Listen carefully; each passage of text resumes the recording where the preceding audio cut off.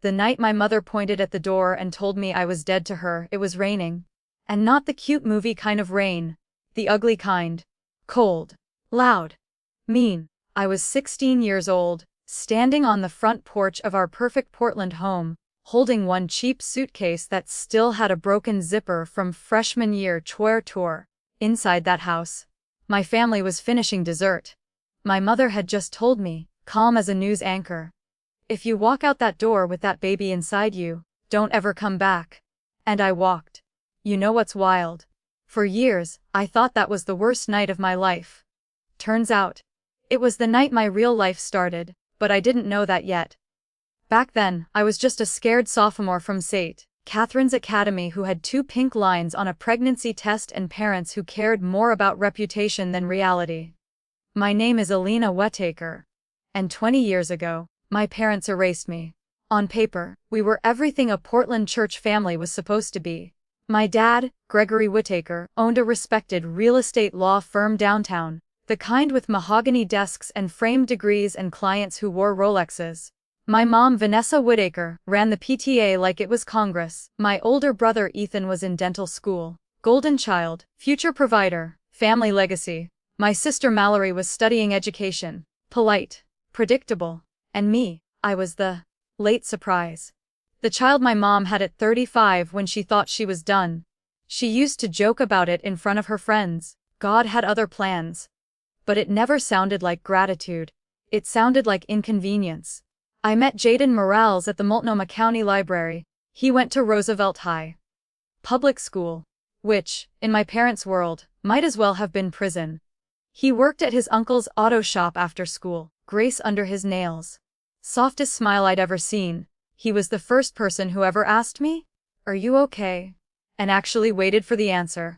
We dated quietly. 2 months of library study sessions that weren't really about studying.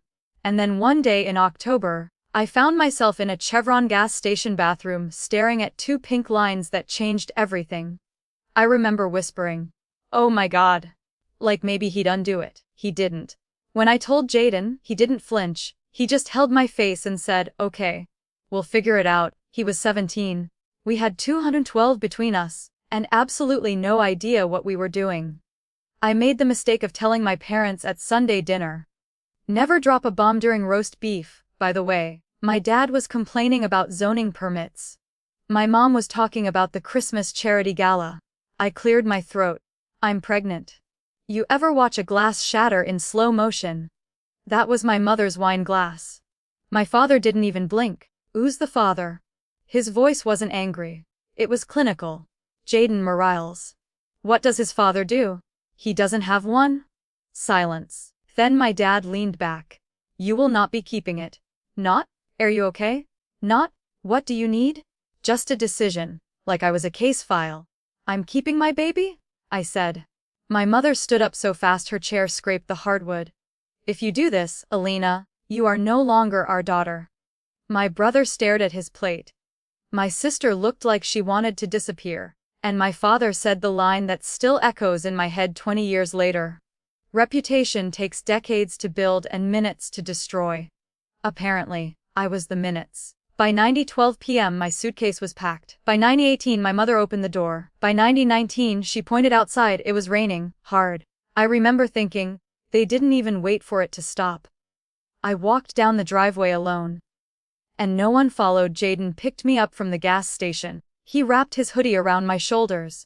And we drove north. No plan, no safety net, just stubborn love and fear. For 2 weeks we stayed with Mrs. Delgado, our old neighbor who'd seen everything from her living room window. She told me, sometimes God closes a door because you deserve a better house. At the time, that felt like something you say to make a kid stop crying. But she meant it. We moved to Seattle before Thanksgiving. A studio apartment above a laundromat in Ballard. It smelled like bleach and old socks. But it was ours. 3 days after I left home, my father mailed me a notarized letter. Certified mail. Like I was being served in court. The document stated, Elena Marie Whittaker forfeits all inheritance rights. The Whittaker family holds no legal or moral obligation to her or any dependent thereof. Dependent thereof, that was my unborn child, reduced to legal phrasing. I kept that letter. I still have it. My daughter, Aria Morales, was born July 4, 2005. Fireworks outside the hospital window. 7 pounds, 3 ounces. 10 fingers. 10 toes. And lungs strong enough to shake the walls. When I held her for the first time, I whispered, "No one will ever make you feel unwanted." And I meant it. The first 5 years were survival mode. Jaden worked double shifts. I got my GED. We lived off ramen, day-old bread and hope. We didn't get married. We kept saying, when things calm down. Things never calmed down. Then on March 3, 2011, a delivery truck ran a red light on Aurora Avenue. Jaden died instantly. He was 24. Aria was 5. I was 22 and widowed without ever being a wife. The 14,000 in life insurance. That's what his life was worth on paper. I didn't call my parents. I didn't even think about it, because dead daughters don't get condolences. I built everything from there. Interior design gigs. Staging apartments. Side hustles. Client turned into 3. 3 turned into 10. By 2024 my company, Northlight Interiors, had 24 employees and $5 million in annual revenue. Seattle Magazine ran a feature on me. From teen mom to CEO. My daughter walked down those stairs, and the lie my parents built for 20 years cracked in half. I didn't even have time to breathe before I heard her footsteps, slow measured, not confused, not scared, aware. "Mom," Aria's voice came from the staircase behind me. "Why are they asking about a grandson?" If there was a sound for a lie collapsing, that was it. My mother's lipstick smile twitched. My father stiffened like someone had unplugged him. And I turned around to face the one person in this house who had never, ever made me feel small. Aria stood there in an oversized University of Washington hoodie, her curls tied up in a messy bun, psychology textbook still tucked under her arm. She was 19, brilliant, sharp, too observant for her own good, and in that moment, she wasn't a kid. She was a witness. "These are your grandparents?" I said evenly. I didn't add the ones who erased us. She already knew. My mother stepped forward like she was approaching a stage. "Oh my goodness, look at you." Aria didn't move. "Yeah," she said calmly. "That's usually what happens when people grow up." It was subtle. But it hit hard. My father cleared his throat. "We've been hearing wonderful things about you." "From who?" Aria asked. Silence. Because they didn't know anyone who actually knew her. They knew of her, through a magazine article. Through gossip. Through assumption. They had constructed an entire narrative based on one careless read. "Mom," Aria said slowly, not taking her eyes off them. "These are the ones who kicked you out, right?" My mother inhaled sharply. "It was more complicated than that." Aria tilted her head. "What part? The rain? Or the notarized letter?" My father's jaw tightened. "Elena," he snapped. "You told her?" "I told her the truth." I answered. "Unlike you. You have to understand something about Aria. I never lied to her. Not about the hard parts. Not about Jaden. Not about the night I stood in the rain. She grew up knowing her grandparents chose reputation over relationship. I didn't sugarcoat it. But I didn't poison her either. I just gave her facts. And she made her own conclusions. "Would like you to attend our 50th anniversary celebration," my father said, recalibrating his tone like he was in a boardroom. "There will be community leaders, church members. It's a significant event." "And the imaginary grandson?" Aria asked. My mother clasped her purse tighter. "There's been confusion." "No," Aria said gently. "There's been fabrication." I had to bite the inside of my cheek not to smile. Here's what happened. 2 years ago, Seattle Magazine ran my feature story. It mentioned my child. My mother skimmed it, saw success, saw family, and apparently, in her mind, that meant son. Legacy. She told her church friends, her Rotary Circle, her country club brunch crew, "Our grandson is doing incredible things in Seattle." She built a boy. Gave him achievements. Gave him a personality. All without knowing she had a granddaughter who actually existed. And when their 50th anniversary started approaching, they needed proof. "Enter me." "Enter a blank check." "How much?" Aria suddenly asked. My parents froze. "Excuse me?" my father said. "How much were you going to pay Mom to rent a grandson?" My mother looked embarrassed for the first time. $300,000, I said calmly. Arya let out a low whistle. Dang. I didn't know I was that affordable. My father's voice sharpened. This is not a joke, we are offering reconciliation. No, I said softly. You're offering control. The room went still. Because that word hit truth. You embarrassed us. My father continued, slipping. You humiliated this family 20 years ago. We absorbed that quietly. Now we are trying to restore dignity. Be lying. Arya shot back. Be managing perception, he corrected. And there it was. Not love. Not regret. Management. Optics. Brand repair. My mother turned to me, eyes glossy. We told people you were studying abroad because it was kinder. Kinder to who? I asked. To everyone. Translation: kinder to themselves. Arya stepped closer. Let me make this easy, she said. If you wanted family, you would have knocked 20 years ago. Not when you needed a prop. That word stung them. Prop. Because that's exactly what they were trying to make her. My father's patience snapped. You owe us some respect. Arya didn't flinch. I owe you nothing. The temperature in the room shifted. Power, that's what this was about. They had assumed they'd walk in, flash money, restore order. Instead, they were being confronted by the very thing they tried to erase. Here's what's going to happen. My father said tightly.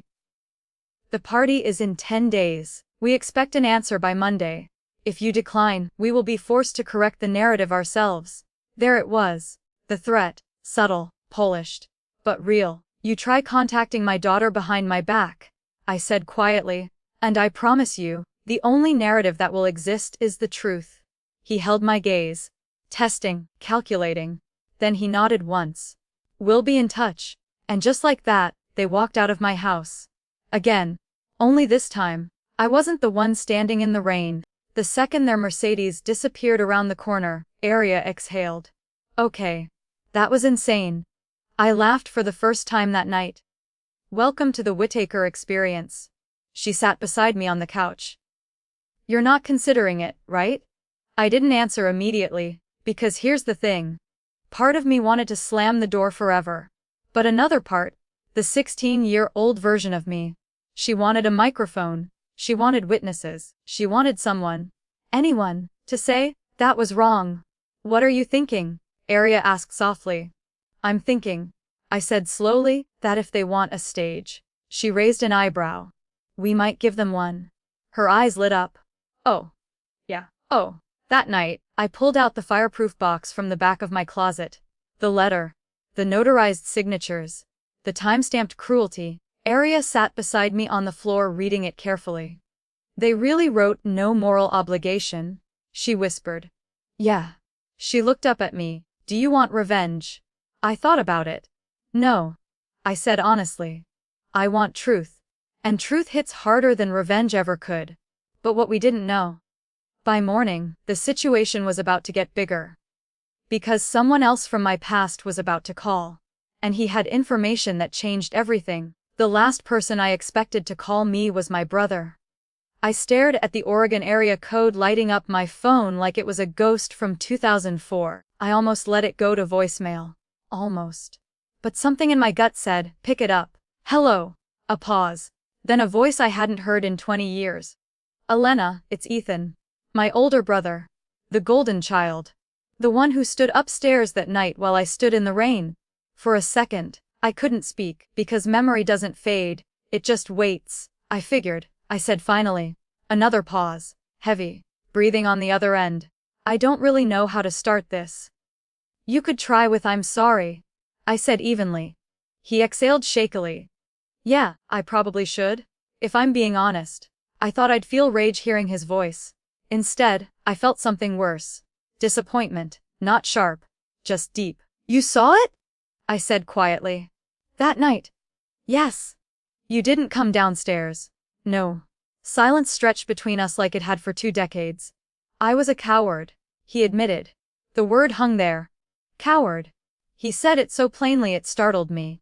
I've thought about that night every year. Ethan continued. Every November 14th. I picture you out there. I picture the rain.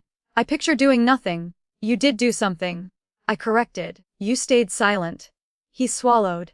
I know. Arya walked into the kitchen while I was on the phone. I put it on speaker.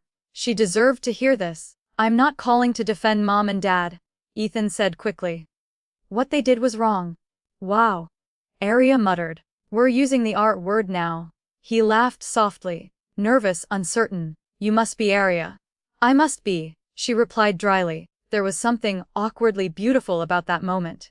Two strangers connected by blood and history neither of them chose. Look, Ethan continued. The anniversary party, it's bigger than they told you. How so? I asked. It's being live streamed on the church's Facebook page. Pastor Reynolds' idea. A celebration of legacy and family. Legacy, that word again. Hair, grandson, control, 200 guests in person. Ethan added, God knows how many watching online. A live stream, a public stage, a narrative platform. My mind started moving fast. There's something else, he said carefully. The grandson story. Yeah, Mom started that about a year ago. It snowballed. She told everyone he was brilliant, athletic, starting his own tech thing. Arya blinked. Wow, I sound amazing. Ethan let out a humorless chuckle. Dad leaned into it. You know how he is. Once a story is told publicly, it has to be maintained. Maintained. Like an asset. Like an image. Like a brand. Why are you telling me this? I asked. Because here's the thing. Guilt doesn't usually call out of nowhere. Because they're spiraling, he said quietly. And because I'm tired of pretending we're still the perfect family. There it was. The crack in the golden child armor. You think exposing them is going to fix something? I asked. No, he admitted. But pretending hasn't fixed anything either. Arya crossed her arms. So where were you for 20 years? Direct, sharp, honest. I almost called 5 years ago, Ethan said. I found your number online. I dialed it, hung up before it rang. Why? I asked. Because if you answered, I'd have to admit I failed you. And that hit harder than an apology. We talked for almost an hour. About childhood. About pressure. About Dad's obsession with reputation.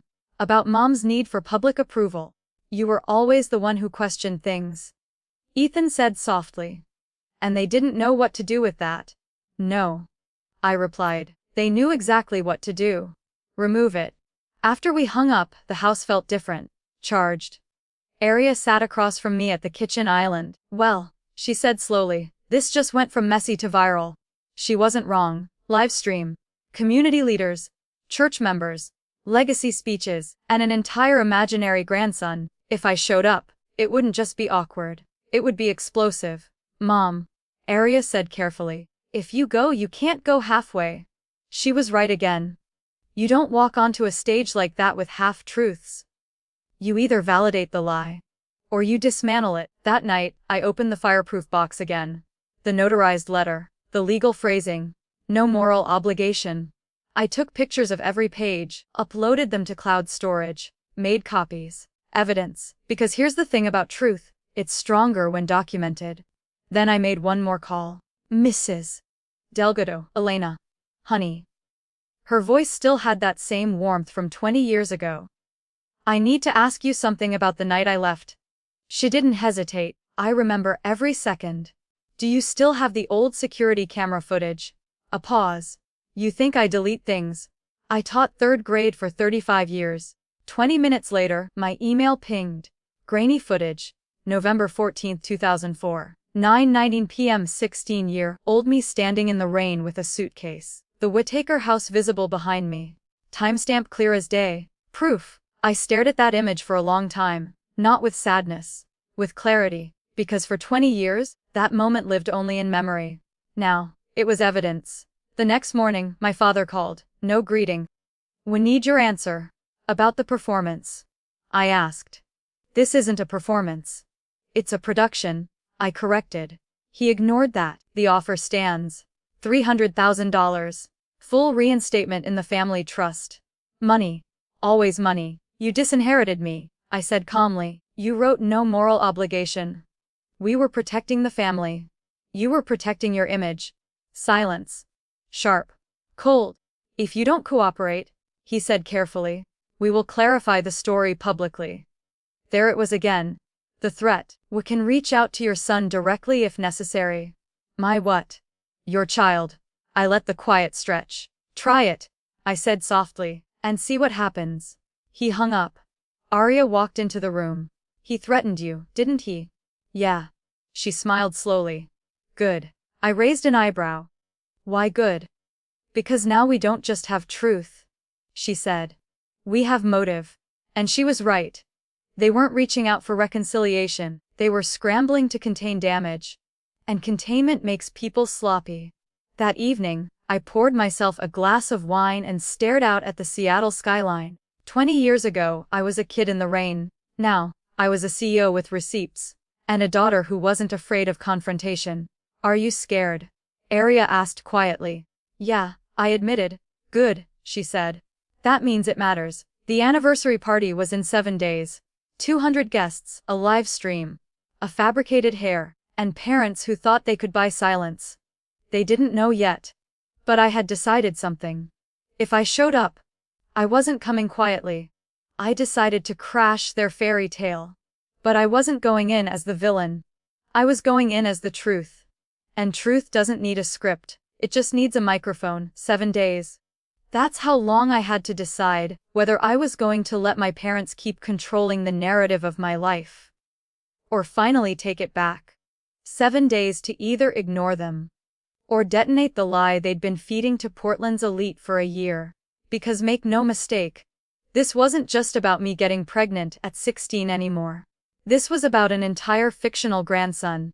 A legacy heir, a myth carefully crafted over wine nights and church luncheons. They didn't want reconciliation. They wanted stage management. And if they were staging something, I was about to rewrite the script. The next morning, I called Ethan back. I'm coming, I said. Silence. Then a long exhale. Okay. But you're not warning them. Done. And I need you and Mallory on that stage with me when it happens. Another pause. You're serious. Dead serious. He didn't argue. Okay, he said again. Steadier this time. It wasn't forgiveness. But it was alignment, and that mattered. Arya sat across from me later that afternoon, laptop open, researching defamation law like she was prepping for finals. If they try to twist it, she said, you're protected. You have documented proof. She looked up at me. You're not doing this for revenge, right? I shook my head. You're doing it because you're done being invisible. Exactly. That night, I barely slept. Not because I doubted the decision, because I knew what it would cost. My father's law firm thrived on reputation. My mother's identity was woven into church respectability. If I exposed them publicly, there would be fallout. Friends would disappear, positions would be resigned, whispers would get loud. And for a second, just a second, I wondered, was I about to become exactly what they always accused me of? The destroyer. The shame, the scandal. But then I remembered something. You can't destroy something that's already rotten at its core. You can only reveal it. 3 days before the party, my mother called. I almost didn't answer, but I did. Lena, she said softly. It was the first time she'd said my name in 20 years. Not, we. Not your father? Just her. I've been thinking, she continued. That's new. I replied evenly. She ignored that. You don't understand what this will do to your father. I closed my eyes. I was 16, Mom. Silence. He didn't sleep for weeks after that night. I laughed. Not because it was funny. Because it was absurd. I didn't sleep for years. Another silence, thicker this time. You humiliated us, she whispered. No, I corrected gently. You humiliated yourselves. She tried one more time. What can say you were studying abroad? Mom. What can say there was a misunderstanding? Mom. What can fix this? That word. Fix. Like I was the problem. Like I had been broken. You can't fix something you never admitted happened. Her voice cracked. You're being cruel. And that's when it hit me. For 20 years, she never once considered that what they did was cruel. But me refusing to protect the lie, that was cruelty. The night before the party, Arya stood in my bedroom doorway. You sure you want me there? If I'm doing this? I said, I'm not doing it without you. She nodded slowly. Then we do it clean. What does that mean? No yelling. No drama? Just facts, she smiled. Facts hit harder anyway. God, I love that girl. Saturday, November 15th, 6:42 p.m. The Heathman Grand Ballroom glowed like a wedding Pinterest board exploded. Crystal chandeliers, white linen tables, floral arrangements that probably cost more than my first year of rent in Seattle. 200 guests, champagne, live band warming up. And at the front of the room, a raised stage, with a podium, and a camera set up for live streaming. Grace Fellowship Church logo visible in the corner of the broadcast screen. Family is legacy, it read. Oh, the irony. Aria squeezed my hand at the entrance.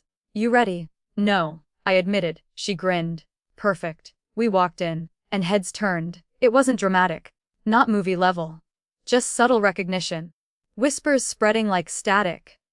Isn't she? That's the daughter. I saw it happen in real time, the story they'd buried walking through the door. Then my mother saw me. Her smile froze mid-laugh. My father followed her gaze. He was mid-speech. 50 years of marriage have taught us that family is everything. His voice faltered, because suddenly family was walking toward the stage. And it wasn't the version he rehearsed. He tried to recover. As I was saying, I stepped onto the platform, area right behind me. The live stream camera adjusted automatically, tracking movement, recording everything. Hi, Dad. The room went dead silent, 200 people holding their breath. My name is Elena Whittaker. I said clearly into the microphone. For those of you who don't know me, I'm the daughter they told you moved to Europe 20 years ago. A ripple. A visible shock wave. I didn't raise my voice. I didn't cry. I just told the truth. I didn't move to Europe. I was 16. I was pregnant. And I was thrown out of my house on November 14, 2004. Gasps. Audible ones. My father reached for the microphone. Elena, this is not appropriate. When is it appropriate to tell the truth? I asked calmly. He stopped. Because he didn't have an answer. I held up the notarized letter. This is the document my father mailed me 3 days later. It states he has no legal or moral obligation to me or my child. The camera zoomed slightly. I could see the live comments scrolling. What? This can't be real. Is this true? I turned slightly. And since we're talking about children, I'd like to clarify something. I gestured to Aria. This is my daughter. Not a grandson. Her chin lifted. Steady. They've been telling many of you about a successful grandson. I let that hang. He doesn't exist. The room erupted into whispers. My mother's face drained of color. My father looked like someone had unplugged his oxygen. And that's when I saw it. For the first time in 20 years. Not anger, not authority. Fear. But what happened next? That's when everything shifted. Because someone unexpected stepped onto that stage beside me, and what he said changed the entire room. Just when I thought I was standing alone on that stage, my brother walked up beside me. And suddenly, this wasn't just my truth anymore. It was ours. I saw Ethan before I heard him. He moved through the crowd slowly. Not dramatic, not rushed. Just deliberate. Mallory was right behind him. Two polished, well-dressed adults who had spent their entire lives playing the Whittaker family role perfectly. Until now, he stepped onto the stage without asking permission. Without looking at our parents. And he took the second microphone. The live stream camera shifted. Zoomed out, 4 Whittaker children on stage, and 2 stunned parents. Elena is telling the truth, Ethan said clearly. No hesitation, no softening, just clean, direct fact. I was in that house 20 years ago. I watched our parents make her choose between their image and her child. The air in the ballroom changed. It wasn't gossip anymore. It wasn't, she said. It was corroboration. Mallory stepped closer too. Her voice was quieter, but it carried. We all knew what happened. We were told not to talk about it. So we didn't. A woman near the front gasped. Because here's the thing about secrets. They're powerful. Until someone confirms them. My father finally found his voice. You don't understand the pressure we were under? He snapped, dropping the calm, pastor tone completely. Pressure, I repeated. Yes, our church, our clients, our community. You mean your audience? Aria cut in. My mother flinched. Aria, please, she whispered. No, Aria replied. You don't get to please me now. My father tried to pivot. "We made a mistake. Airing it publicly is unnecessary." I held his gaze. "You offered me 300 zalozen last week to fake a grandson at this party." The room audibly reacted. Even the band in the corner stopped pretending to adjust instruments. "That's not..." my mother began. "Tell them," I said softly. Silence. Heavy. Thick. Ethan didn't look at them. He just stared straight ahead. Because even he didn't know that part. "You told people you had a grandson." I continued calmly. "You described him. His personality, his achievements." My father's jaw tightened. "It was an assumption." "No," Arya said evenly. "It was a fabrication." And there it was again. That word hit like a hammer. One of the church elders stood up. "Gregory," he said slowly, "is this accurate?" The tone wasn't friendly anymore. It was evaluating, assessing, like a boardroom audit. My father scanned the room. The mayor, the Rotary board members, long-time clients. He was calculating risk, looking for an angle. There wasn't one. "It was an exaggeration," he finally said. That was the moment the room turned. Not loudly, not violently, just quietly, respect draining out of the air. Because people can forgive mistakes, but lies wrapped in righteousness, that's different. I leaned into the microphone again. "I didn't come here to destroy you. And I meant that. I came here because I am done being erased." I gestured toward Arya. "And she deserves to exist without being rewritten." Arya stepped forward. "I don't need a trust fund," she said clearly. "I don't need inheritance. I don't need a staged reunion. I need you to stop pretending I wasn't worth knowing." That line, it hit. I saw it land on faces in the crowd. Mothers, fathers, people shifting uncomfortably in their seats. My mother started crying. Real tears, not dramatic ones, messy ones. "I thought we were protecting everyone," she whispered. "From what?" I asked gently. "From shame." Ethan let out a humorless laugh. "You created more of it." The live stream comments were exploding. You could see it on the monitor. "This is wild. Is this real life? Poor girl. They tried to buy her." Phones were out now. Recording. Texting. The myth was officially dismantled, in real time. And then something happened I didn't expect. My father's shoulders dropped. Just slightly. Not dramatically. But enough. "We were afraid," he said quietly. The room stilled again. Afraid that everything we built would collapse. I looked at him. Really looked at him. Not as the man who threw me out. Not as the villain. But as a flawed human being. "You built it on image," I said softly. "Not integrity." He didn't argue. Pastor Reynolds stepped forward. "Gregory. Diane, perhaps we should conclude the evening privately." Translation: "This is damage control." My father nodded once. Defeated. I turned back to the crowd. "I'm not suing them," I said clearly. "I'm not asking for money. I don't want the trust." That surprised people. You could see it. I built my life without it. I looked at my parents.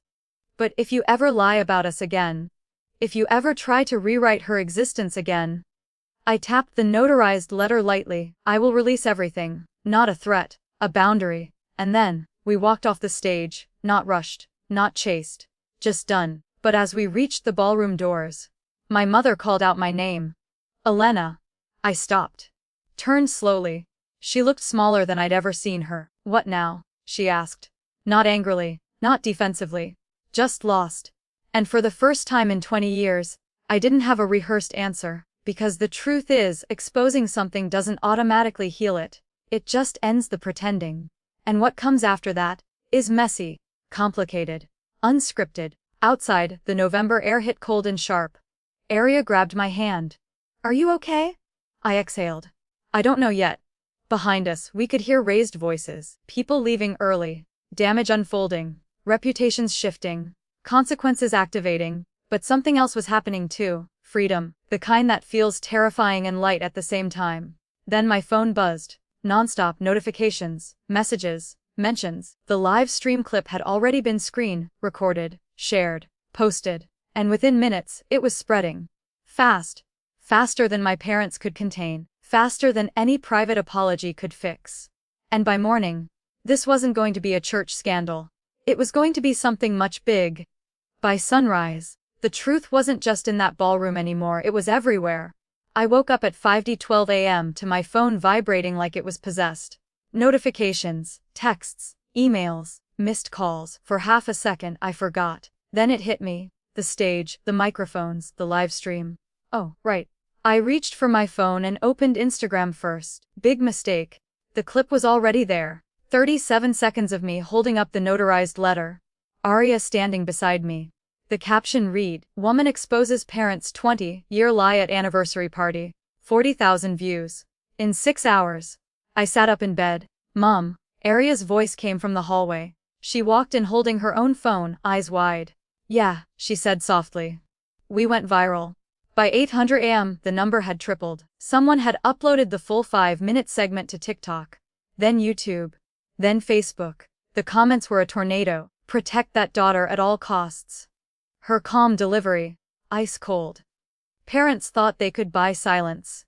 This is generational trauma in real time. I didn't know whether to laugh or throw up. Probably both. Then my email inbox chimed. Subject line Seattle Magazine, follow-up interview, Rebecca Huang. The journalist who'd written my profile 2 years ago. I stared at the message for a long time. She wasn't asking to exploit it. She was asking to contextualize it. "Are you going to respond?" Arya asked. "I don't know. Mom," she said gently. "You didn't start this. You just stopped hiding it." She had a point.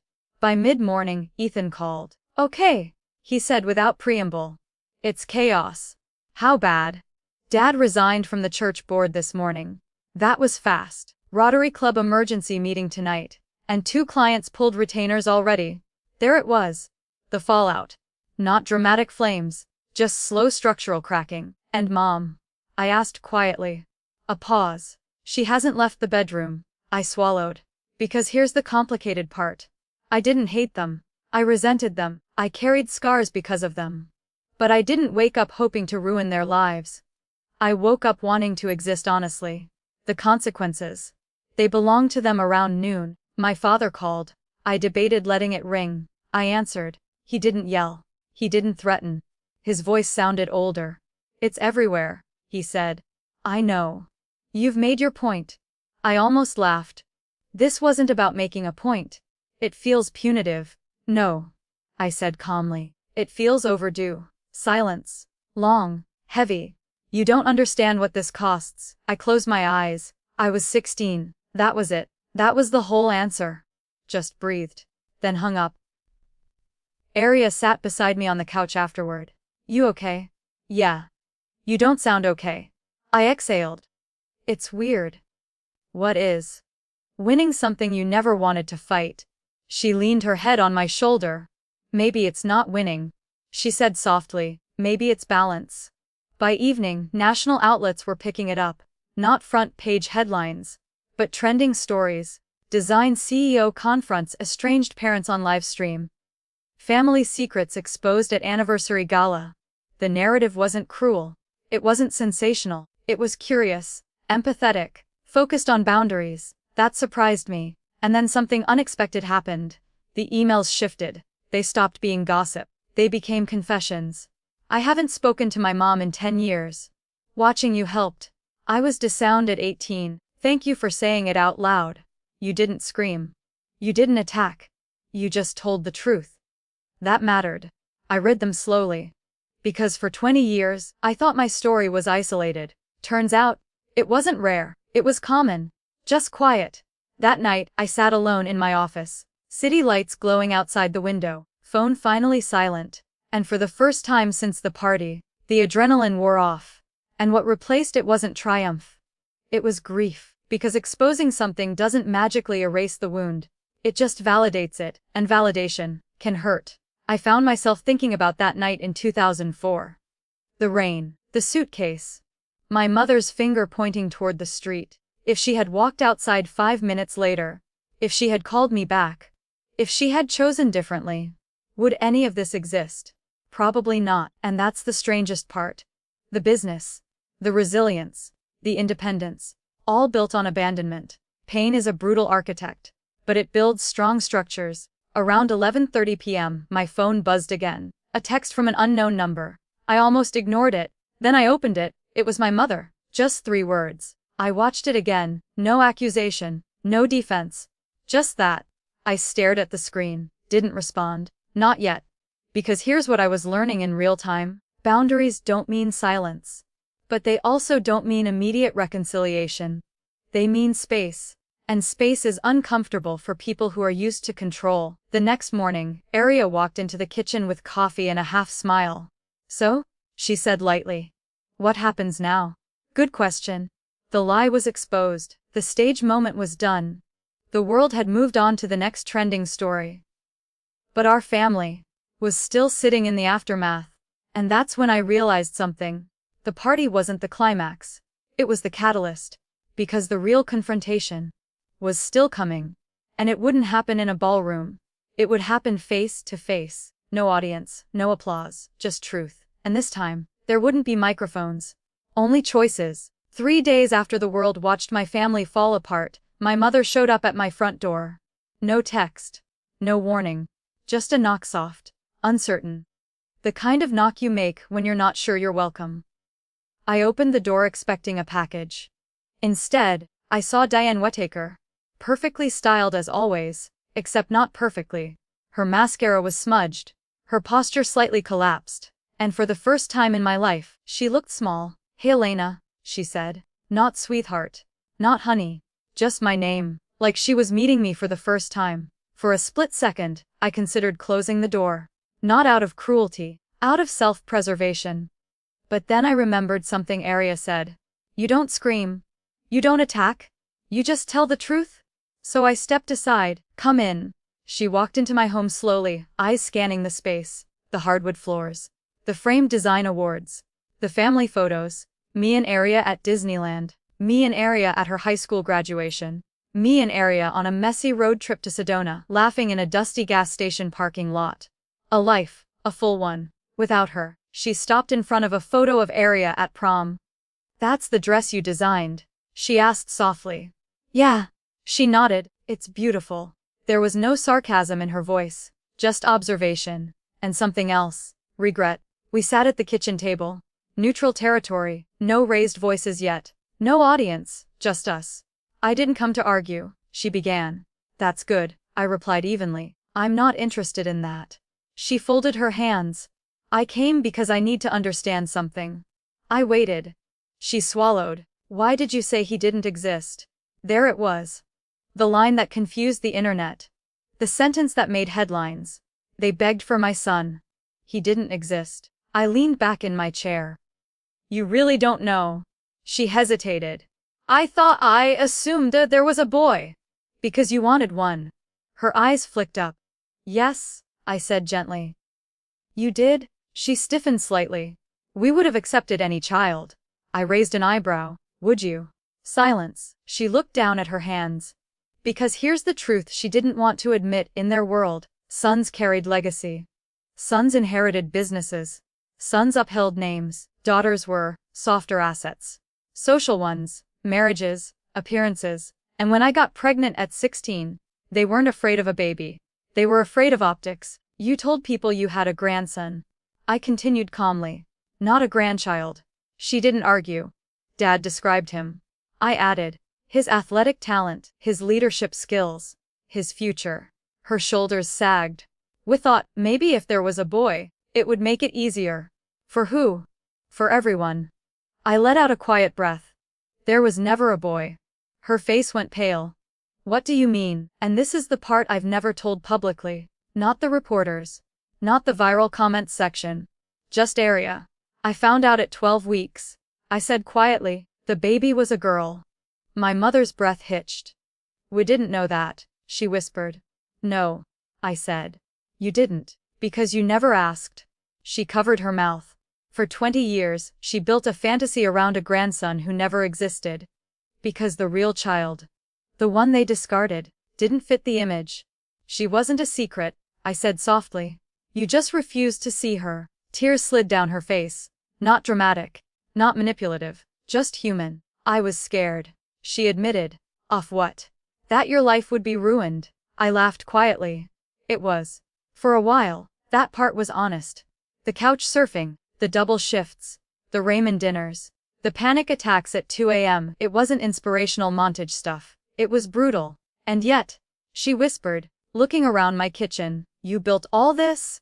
"Yeah," I said, "without you." That landed hard. She wiped her eyes. "Your father, he's not handling this well." I figured. "He thinks you're punishing us." "I'm not." "Then what is this?" I met her gaze. "It's accountability." She flinched. "Because accountability feels like punishment when you've avoided it your whole life." Then she said something I didn't expect. "Your father wanted to come today. Why didn't he?" "He said if you wanted to see him you'd call." I almost smiled. Of course he did. Control, even now, even broken, still negotiating power. She leaned forward slightly. "What would it take?" "For what?" "For us to fix this." I didn't answer immediately. Because here's the complicated truth. I didn't know if I wanted it fixed. I wanted it acknowledged. I wanted it understood. But repaired. That's different. "That depends," I said slowly. "On what?" "Whether you're here to protect your reputation, or actually face what you did." Her jaw trembled. "I'm here as your mother." I tilted my head slightly. "I haven't had one of those in 20 years. That wasn't cruel. It was factual." She closed her eyes briefly. "I can't change what we did." "No. But I can admit it was wrong." There it was. No. Pressured. Not we made a mistake.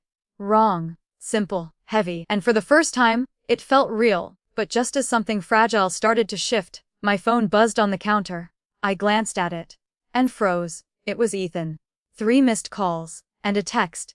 "Dad just agreed to do a public statement. Without talking to you." I looked up at my mother. Her face drained of color. "He wouldn't." "Would," I said quietly.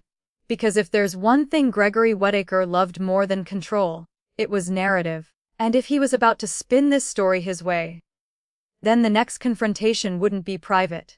It would be war. The second I saw my father standing behind that podium, I knew he was about to rewrite me again. And this time, I wasn't a 16-year-old girl in the rain. I wasn't scared. I wasn't silent. I was ready. The press conference was set up in the church fellowship hall. Of course it was. Neutral ground for him, familiar territory. Safe optics. There were folding chairs, a modest podium, soft beige walls, and a cross mounted above the stage like a silent witness. Classic Gregory Whittaker staging. I watched the live stream from my office. Arya stood behind me, hands gripping my shoulders. My mother had left my house an hour earlier in a panic. "He won't attack you," she had insisted. I didn't respond. Because attack doesn't always look loud. Sometimes it looks polished. He stepped up to the podium, adjusted the microphone, and gave that composed, community leader smile. "I want to address the recent events involving my daughter." Already wrong. Involving. Like I was an incident, not a person. He continued. 20 years ago, our family went through a deeply painful situation. Decisions were made under emotional distress. Emotional distress. That's how he labeled abandonment. I felt Arya tense behind me. "We regret the pain Elena experienced," he said carefully. Experienced. Like it was weather. Like it happened around me, not because of him. We believed we were protecting our family at the time. There it was again. Protection. Always that word. Never ownership. Never responsibility. Then he pivoted. "As for the recent public confrontation, I wish it had been handled privately. But I understand that hurt can manifest in unexpected ways." My jaw tightened. Hurt manifesting. Like I was unstable. Like this was emotional overflow, not deliberate truth. He was reframing. Softly. Subtly. Expertly. Arya stepped around to face me. "Mom," she whispered. "He's spinning it." "I know. Are you going to respond?" I stared at the screen. He wasn't apologizing. He was minimizing. And if I stayed silent, that version would stick. Then he said it. The confusion regarding a grandson was simply a misunderstanding. My blood ran cold. A misunderstanding. He was about to erase her again. Publicly. Live. I grabbed Instagram. Hit go live. The camera flipped to my face. No glam, no prep, just me. "Hi," I said evenly. "Since we're clarifying misunderstandings." Within seconds, viewers flooded in. The algorithm loves timing. And I had it. I'm watching my father's statement right now. I continued calmly. And I need to correct something in real time. I angled the phone slightly so his live stream was visible behind me on my computer screen. This wasn't emotional distress, I said clearly. It was a choice. Comments exploded. He froze mid-sentence at the podium. Someone had shown him his phone. Told him. The room shifted. You didn't protect the family, I said. You protected your reputation. My voice didn't shake. That was the part that surprised me most. I was 16, pregnant, and scared. And instead of standing next to me, you stood behind your image. He stared straight into the camera now. No smile, no polish. Just tension. And the grandson, I continued. He was never real. Silence behind him. Church members shifting. Whispers rising. There was a baby, I said softly. She's very real. Arya stepped into frame beside me. Confident. Steady. And she didn't need your approval to exist. That line hit like a thunderclap. My father's composure cracked. Elena, this is not the time. It's exactly the time. I replied evenly. You wanted public, you got it. Gasps in the fellowship hall. Phones lifted. Recording, again. I'm not here to destroy you, I said. I'm here to end the lie. I took a breath, deep, grounded. You don't get to call abandonment a misunderstanding. Silence. Heavy.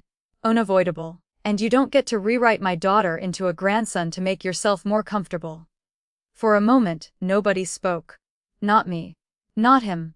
Not the audience. Then something unexpected happened. He stepped away from the podium. Not dramatically.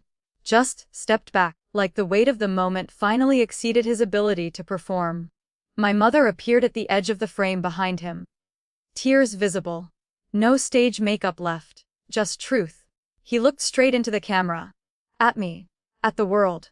And for the first time in my life, he didn't posture. He didn't explain. He didn't spin. I was wrong, he said. 2 words. Simple. Unpolished. Real. The room stilled. He swallowed.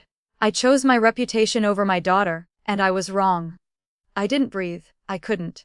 Because I had imagined this moment for 20 years. And I always pictured it louder. Bigger. More dramatic. But instead, it was quiet. I can't undo what I did, he continued. But I won't lie about it anymore. The live comments shifted instantly. From outrage, to shock, to something softer.